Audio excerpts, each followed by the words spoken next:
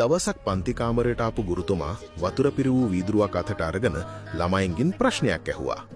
පුතේ, මේ වීදුරුව කොච්චර බරයක්ද? ළමයි එක එක උත්තර දුන්නා. සමහරු ග්‍රෑම් 50යි කිව්වා, සමහරු 100යි කිව්වා. ඒ දිහා බලන් හිටපු ගුරුතුමා දීපු උත්තරෙන් මුළු පන්තියම නිශ්ශබ්ද වුණා. ගුරුතුමා කිව්වා, මේකේ නියම බර මම දන්නේ නැහැ.